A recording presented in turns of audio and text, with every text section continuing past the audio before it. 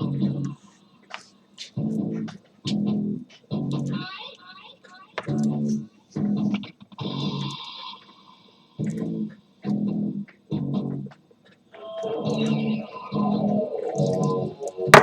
Welcome to Wolf Tracks. I'm Bobby the Wolf Mullins, your paranormal shock jock, your outlaw, the #1 bad boy paranormal, your crazy, crazy DJ. Anyway, welcome to Wolf Tracks. Like I said, I'm Bobby the Wolf Mullins, winner of the 2012 Best Web Radio Show, the Paranormal Emmy. I've had one too many of these already. By the way, you're listening to Ozzy Osbourne's Crazy Train, and yes, YouTube, I own the freaking disc. Jesus, thank God for Best Buy, huh? Anyway, let's get into this, shall we? If you don't like what you see, you don't like what I say, the topics, the language, or the equipment, turn me off. But if you like what you see, what you hear, the topics, the language, hell, even the equipment, turn me on. Like I said, that goes out to my buddy Aaron King. Always, man. My blood, man. Anyway, you can catch my show on YouTube.com. There's backs, episodes, everything, they're all numbered. You can also catch my older episodes on Ustream.com, and you can also catch my show on the Paranormal Superstation.com. Oh God, where did the sound go? Well, Bobby the Wolf Mullins, thanks to the censorship episode I did, was told that anything that is talked about in the office cannot be brought up on my show.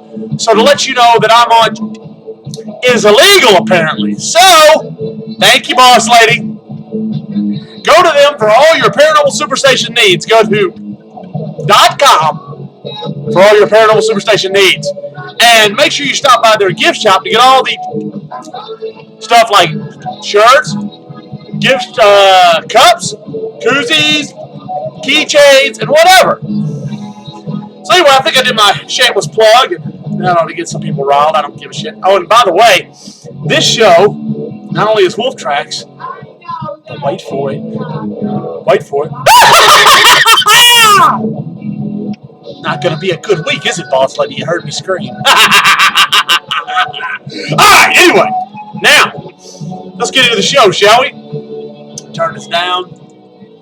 Alright, we're going to do a little cryptozoology today. I had a discussion with a friend of mine, and we were discussing fossils that were found of insects, believe it or not. Now, everybody knows about dinosaur bones and all that goof, yeah, and how large they were. Well, they found a dragonfly. Now, get this. This dragonfly, the body's 3 feet long. The body on the dragonfly is 3 feet long. Found it back in like 1850. I don't know the exact date on it. I know it's around that time. Just Wikipedia it, Google it. But anyway, like I said, the body's 3 feet long. Wingspan, 4 feet. So roughly around there, 4 to 5 feet long across. That's a big bug. Now, let's figure something out. There's also a millipede or centipede that's supposedly 6 to 8 feet long they found. Fossil. Now, it's not real. I mean, it is real at one time it was. But it's not, they found it in a fossil. Now, you got to realize an insect's a hard thing to find a fossil of. They find them impressions. They don't find the actual insect unless it's in amber or tree sap or whatever. So now you have to actually go into, because, all right, this is why they find the body's impressions in these stones. It's because the body is made up of protein. The shell, the exoskeleton, is, oh my God, it's the Wolf Tracks theme. And yes, I own the damn disc. Anyway, the body is mainly protein. The shell, you got to realize they're exoskeletons. So that means they're skeletons on the outside. It's hard to find a fossilized bug unless it's in this amber stuff, the tree sap. Normally we find impressions. Well, the dragonfly and the millipede we found were impressions in stone. It had died, left an impression, got fossilized or whatever, and left an impression. Now, what me and my colleague discussed were what ate them. Because these were predators. I mean, you got to realize you got a 3-foot dragonfly. They say that it ate probably small animals and fish. So it was kind of like an apex predator. Now, I'm not familiar with what was around at the time, but I do know if you think about nowadays, modern time, dragonfly isn't that big. It's a big bug, don't get me wrong, but it's not 3 feet long. And a millipede, it's 6 inches, 7 inches, I guess. I've seen centipedes pretty long. Not 6, 8 feet long, though. Now, here's the deal.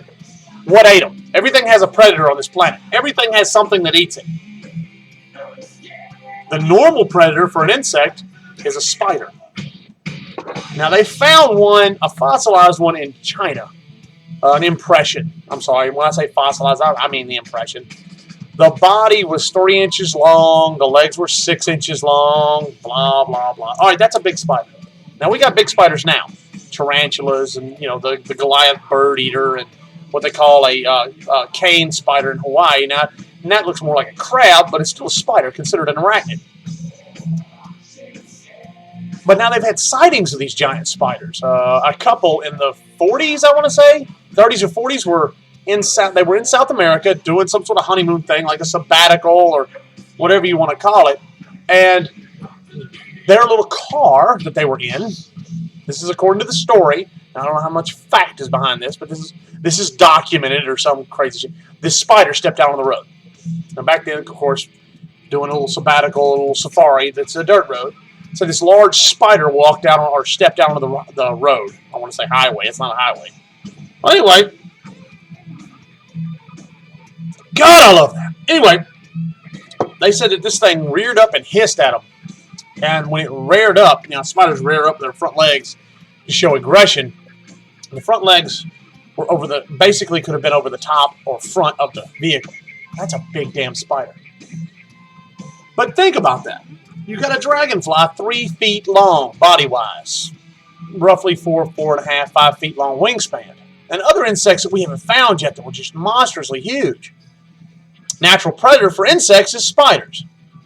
Birds. And reptiles, I guess. But spiders primarily.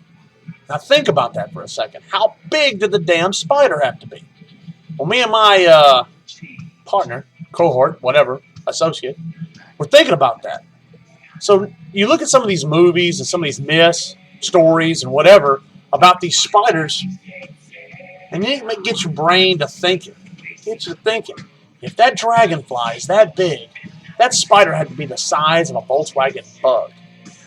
And the webbing, oh my God, the webbing had to be just immense and super sticky and insanely strong. I mean, we already know that spider silk is really strong. But just think of something the size of a tow cable or a snatch strap that's webbing. You wouldn't get out of that. I don't care if you had a bandsaw. Good Lord. So, I mean, this one they found in China is something called a golden spinner, I think is what it's called. And they said that it exists to this day, but it's smaller in size. But the webbing is a yellowish color, a golden yellowish color. Well, anyway, now in saying that, you got to understand that if it exists to this day, and those existed then, they found the impression. I mean, they actually know the genome of this crazy spider, this arachnid. Now, going into that, it makes it almost plausible what I'm saying, and my associate says that these things could have been a lot larger. Because we're just barely scraping the surface on some of these fossils, guys. You got to realize that some of these things they existed, but there's no trace of them. Their bodies broke down. It's kind of like the megalodon thing. If you're not familiar with megalodon, it's the world's largest shark. It was prehistoric, apex predator in the sea, big as a school bus. Ta-da! All right. Those big fossilized teeth you find, those are megalodon teeth. They're more rounded, not flat like your great white teeth now. They actually speculate that the megalodon is not even related to the great white. But, that's all we got to go on, because the only thing you find of a megalodon or a shark that's fossilized is the teeth and a few vertebrae. They may have worldwide vertebra sections. Now get this, since they've been looking or whatever, they've got about 5 pieces of vertebra worldwide of a megalodon. Why, do you ask? Do they only have the teeth and some vertebra? Well, Bobby the Wolf Mullins will answer that. One too many, Anyway, now, Sharks are primarily made up of cartilage. The only thing that isn't really cartilage is their teeth. All right, the shark itself is primarily cartilage. So when the shark dies and goes to the bottom of the ocean, it's in salt water, sand, current, all that mess. The cartilage breaks down. It crystallizes, breaks down, and all that's left is a pile of teeth and maybe some vertebrae, depending on how big the megalodon was. That's the same problem they run into with insects. Insects, when they die, their body gets broken down, or other animals eat them and discard, whatever. They break down real easy. So that's why a lot of insect families or phylums or genome, whatever, are hard to find or discover because they broke down over time. They didn't leave these impressions in the sand or the sandstone or whatever they left their impressions in. They didn't leave all this stuff behind for us to find. There wasn't a whole lot of these. I don't see a tree, dispensing enough of this sap to cover a spider the size of a Volkswagen Bug. Okay. Now they found spiders in the sap, which turns to amber or whatever they want to call it, like Jurassic Park. But think of the species that have been lost because we cannot track them. There's no remains. There's some sort of weird fish, and they don't even know what the body of this thing looks like. The only thing they found left of this fish is the front faceplate and lower jawbone. Now, when I say faceplate and jawbone, the fish had what looked like an armored head. And that's all they found of it. They don't have any spine, no fins, no nothing. They found a relative of it still, but it's not the same. But the only thing they found was this huge armored head, and it had plates for, instead of teeth, it used like a clamping mechanism with its mouth. It was two plates that actually had scissors, like a turtle's jaw. Thick armored head, I guess battle ramming, I don't know what the hell it did. But it was a huge fish, like 6-8 feet long. Big ass fish with a monster bite. So the only thing they found was this faceplate and this lower jawbone. Reason, the rest of the fish is made of cartilage. Now, unless this thing got preserved in the sand or dried lake bed or whatever, you're not going to know what this thing looked like. Same way with the spiders.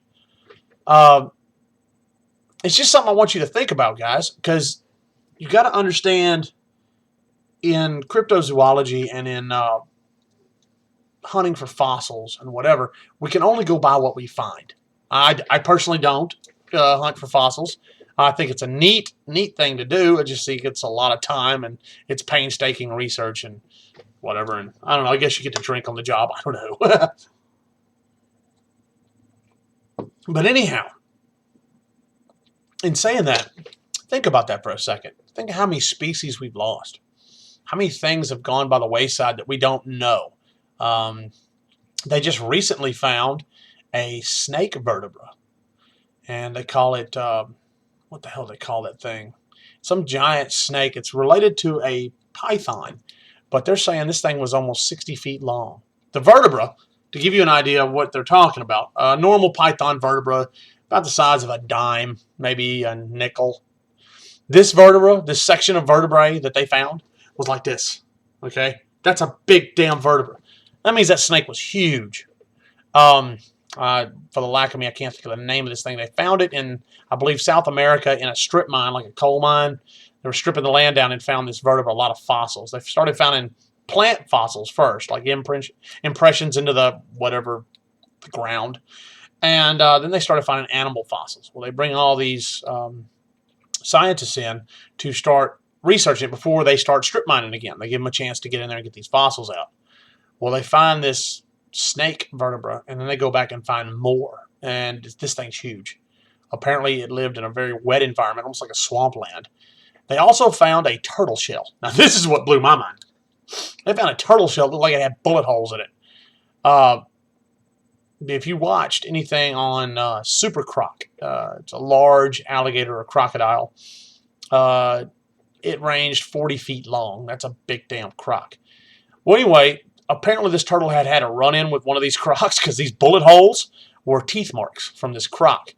Now, to give you an idea how big the damn turtle was, the turtle shell was 8 feet long from front to back and 6 feet across. 8 feet long, 6 feet across, turtle shell. Now, true enough, it had been crushed over time. Sediment and ground dirt and everything had crushed it, but it was a complete shell. in pieces like a big jigsaw puzzle I had to put together. 8 feet long, 6 feet, 6.5 feet across. It's not a turtle. It's a freaking boat. I mean, that's huge, guys. You're talking about a 60-foot snake, 40-foot alligator, an 8-foot long turtle. I mean, the things that were large. I mean, the size was amazing. They found a pig's skeleton, believe it or not, some sort of super boar, death pig, or whatever the hell they call it. This thing stood over 7.5 feet tall, ground to top of the back. 7.5, that's a big damn pig. They said it was a predator. 7.5 feet tall, this pig. 60-foot snake, 40-foot alligator, 8-foot turtle, 6-foot centipede, millipede, whatever. 3-foot dragonfly. So the spider's got to be huge, guys. Oh my God, this spider's got to be huge. See, now think about this. When a spider's in your house, or someone sees a spider, what's the first thing you do? Yeah. Scares the shit out of you. And it's a little bitty thing. Scared the crap out of everybody. Nobody wants that damn thing to touch them. Nobody wants it near them. And they, oh my God, it sends just chills through your body. What if that's one of the basic programming on our mind of something to avoid because of our past relatives ran into these very large spiders? And in our basic programming, like a lot of species have, they know what to fear. What if one of the things that we fear in our basic programming, because everybody had, why would they call it arachnophobia? I mean, really, what if one of the basic things we fear is spiders? And what if the reason is because these things were as big as a car? I mean, imagine tribes of prehistoric man running into these forest areas or hunting in these forest areas and getting stuck in these webs or hell, God forbid it's a trapdoor spider. You know, you've seen those where it opens up to snatch them, drag them in the hole. I mean, the tribes would freak out. You know, you couldn't, even with stone axes and spears and whatever, you couldn't cut this webbing loose. This guy is done. He's now food for this big damn spider. So that might be part of our basic program. That might be why there's such a fear of spiders.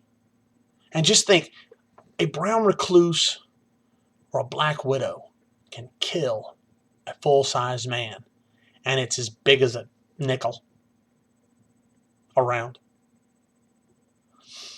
Imagine how venomous something the size of a car would be. Dude, think. That's crazy, man. That is insane.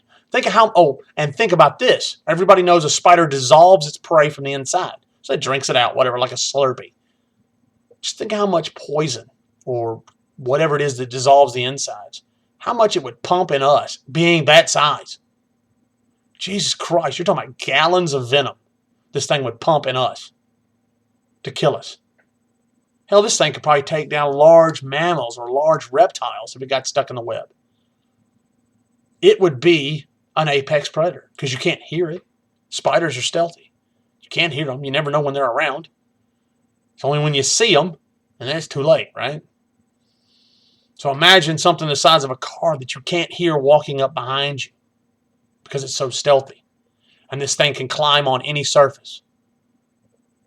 Oh my God. It's just something when me and my colleague were tossing around, and it would just seem like an interesting topic. God, I love that. Early in the morning with my girl. Woo! Son, that's good. Ooh, I gotta, another gifs. Well, look, just wanted to get something to get your old brain juices going, make you think a little, and see what you thought. Like I said, man, holler at me. Take, you got any questions, any, responses to this topic? Email me at onewhitewolf0706@att.net. Like I said, check out my shows on youtube.com, ustream.com, and .com. Or .com. There you go. I said it. Now, anyway, remember, and this kind of applies to this topic, so remember, pay attention. Open your eyes, open your mind, open your ears. Pay attention to what walks by, crawls by, flies by, or slithers by. And if you get a picture of it, send to old Bobby the Wolf Mullins. I just might put it on the show, guys. And remember, the wolf's watching. The wolf's paying attention. And you better be taking notes. So holler at your boy!